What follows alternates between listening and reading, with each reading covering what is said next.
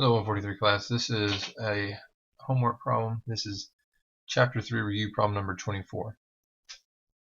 Alright, so this particular problem, we've broken down a population into the general population, at-risk population. Alright, and there's a 10% rate of HIV for the at-risk population, 0.3% rate for the general. Alright, and then the tests are 95% accurate. And then there was a random selection, 5,000 at risk, 20,000 general.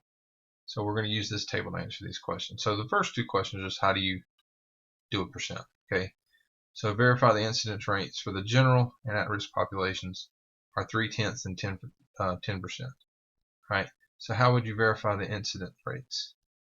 All right, and you can see here, how do we do that? We divide the number of infected patients by the total number of patients. So let's just verify those two rates. And the way we can do that is parentheses, the numerator is the number of infected patients. So for at-risk here, it's these two numbers, so 482 plus 18. So that's our total number of infected patients divided by the total number of at-risk. So all four of those numbers, so 482 and 18, which is the numerator, plus the other two, 220 and the 4280. All right, and if we divide that and then multiply by 100, there's our 10% rate that we mentioned at the beginning. All right, and then if we do the exact same thing for the general population, all right, so the 49 plus 11 are the ones infected, so we add those for the numerator. All four of these numbers in the general population. For the denominator, I get that decimal times 100 to get a percent, and there's the 0.3. So we did verify that, just dividing the number affected by the total number of patients. So how would you verify the detection rates? We're trying to detect how often someone who is infected is test positive. So we would take the number that did test positive, that were infected, the true positive tests, and divide by the total number of patients. So the detection rate here would be the 482 divided by all four of those numbers. The detection rate here would be the 49 divided by all of those numbers. All right, now let's use these numbers and answer some of these a little bit tougher questions. These are just how do you find rates and percents, but these take a little bit of thinking, these next ones. All right, so part B, this is the same thing from the front one. I just copied the table in here. Part B says, consider a patient in the at-risk category. All right, so first of all, let me highlight, we're here, okay? We're in this group, we're not even looking across at the other group, okay? Of those with HIV, okay, of those with HIV, what percentage test positive? All right, so let me pick a different color. Let me do this blue here. All right, they are infected with HIV, so these are the ones that are infected with HIV. Okay, so that's the group that we're looking at for the first part. Of those with HIV, what percent test positive? So for this part, this is the number that tests positive, but this top line here is the only ones that we're looking at. So we take the 482 that tests positive, and we divide by that total line there, just that top line, because they have to be infected with HIV. So we divide 42 by 42 and 18, not all the numbers, just those two, and then multiply by 100 to change it to a percent. So 96.4% test positive. Okay. All right, and then of those who test positive, okay, now we're changing it.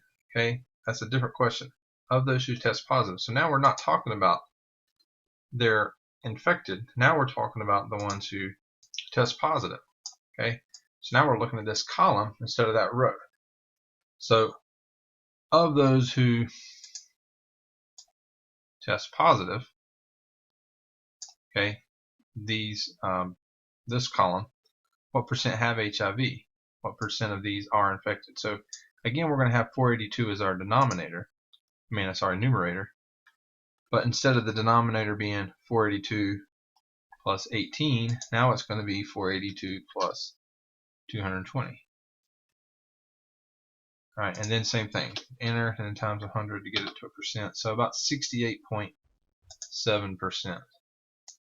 All right, and then the next question says, why are these two percentages different? And if you read all your different choices, it's the only one that really answers the question here is A. All right, percentages are different because everybody who tests positive, all right, everybody in this group doesn't always have HIV. Okay, there's a bigger number here that doesn't. And the people who do have HIV, okay, don't always test positive. And this number that's the same, the one that tests positive and infected, it's belonging to two different categories, and that other number is different. So A is the closest one that talks about that. All right, now let's look at part C. Part C says, suppose a patient in the at-risk category tests positive for the disease. So once again, narrow down where you are. Patient in the at-risk category tests positive for the disease. So it's one of this group of people. As a doctor using this table, how would you describe the patient's chance of actually having the disease? Again, what percent of these actually are infected? So you can think of it as the yellow and blue making green again.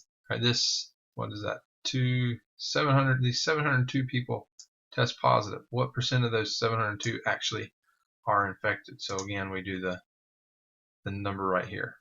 So 482 divided by 42 plus 220. Okay, so the 68.7%. So 68.7, and that is a greater than 10%. Right there, you're just comparing that number to the 10. All right, let's look at part D. All right, same thing, but now we're in the general population. So in the general population, of those with HIV, all right, they are infected, what percent actually test positive? So 49 out of the 49 plus 11. So 49 out of the parentheses 49 plus 11. All right, times 100. So about 81.7%. Okay, and then the next part says, of those who test positive, so again, we've gone from a row to a column, what percent have HIV? So again, that 49 right there are the ones that have HIV, the ones that are infected. So it's 49 again, divided by parentheses 49 plus, but it's not 49 plus 11, it's 49 plus 996 times 100. So about 4.7% roughly. All right, and then why are these percents different? Same thing as last time. They're different because the people who test positive don't always have HIV, and the people who have HIV don't always test positive. So D is our answer. Again, it's because we're going from row here, which are the people that have HIV, to column, people that test positive, and that doesn't mean the same thing. All right, and then finally part E. Suppose a patient in the general population tests positive for the disease.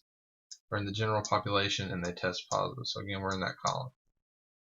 As a doctor using this table, how would you describe the patient's chance of actually being infected? So again, it's the 49 out of the 996, which is the last thing we did here. Okay, so they have a 4.7% chance of being infected with HIV. All right, and that's compared to the overall incidence rate of 0.3. Okay, so that's how you use these tables when it tells you to consider a patient that's in this category and test this way or is infected. That just is narrowing it down from the whole entire group to just a column or a row. And just think of just those two numbers. You don't actually have to highlight anything, but just look in that column or that row.